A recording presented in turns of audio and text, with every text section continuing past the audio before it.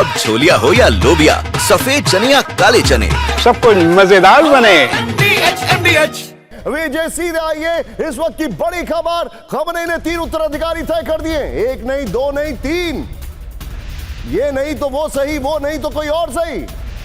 अगर कुछ हुआ तो इन्हीं तीनों में नया सुप्रीम लीडर होगा। तीनों नामों में खमनेई का बेटा नहीं है। ये बड़ी खबर मैं आपको दिखा रहा हूं। तीनों नामों में उनका बेटा नहीं है, जिसे खमनेई का अगला उत्तराधिकारी कहा जा रहा था। मैं चाहूंगा ये 5 लाइनें लिखिए और सीधे चलिए मनीष झा के पास। मनीष, बहुत बड़ी खबर है, लेकिन फिर मेरा डाउट है मनीष कि खमनेई ईरान में है भी या नहीं। नेटफ्लिक्स पर एक सीरियल है जिसका नाम है डेजिग्नेटेड सर्वाइवर, जिसमें यह है कि अगर अमेरिका के राष्ट्रपति मारे गए, उसके बाद उपराष्ट्रपति मारे गए, दूसरे और लोग मारे गए, तो आखिर में कौन जो है सो राष्ट्रपति की गद्दी संभालेगा। फिलहाल ईरान में ऐसा ही कुछ होता हुआ दिख रहा है। 45 साल बाद पहली बार ईरान में अगला लीडर कौन होगा उसकी प्रक्रिया शुरू हो गई है।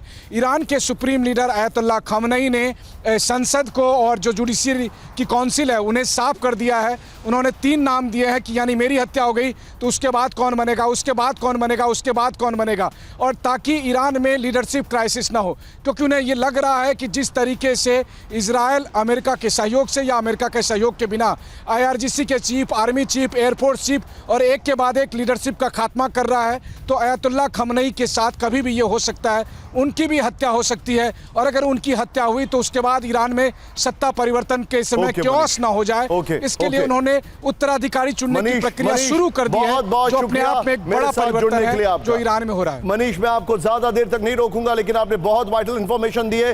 पूरी खबर एक बार फिर से आपकी स्क्रीन पर आ रही है। विजय, क्या हम इसको बिग वॉल पर दिखा सकते हैं? आज की लीड स्टोरी है ब्रेकिंग और शॉर्ट खमनेई के विजुअल्स के साथ। अवेलेबल ऑप्शंस में है जी। देखिए, मेरे विचार से जिस प्रकार से इजराइल ने ईरान के सभी जो उच्च मिलिट्री ऑफिसर्स हैं और उनके न्यूक्लियर साइंटिस्ट हैं, उनको एक के बाद एक सबको खत्म किया है, तो यकीनन इमाम खुमैनी, आयतुल्लाह खुमैनी का बिल्कुल उनको ये डर लग रहा है, डर सता रहा है, और पूरी जो ईरान की हुकूमत है उसको ये डर सता रहा है। और यहां तक भी जब डोनाल्ड ट्रंप ने कह दिया हमें मालूम है जो आयतुल्लाह खमैनी कहां पर हैं, तो फिर तो उनका डरना यकीनन वाजबी हो जाता है।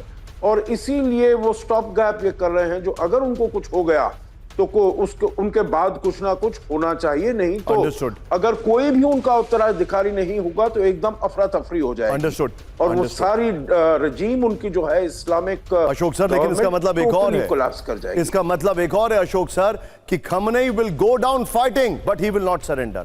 यानी वो युद्ध लड़के मारे जाएंगे लेकिन वो सरेंडर नहीं करेंगे। और ये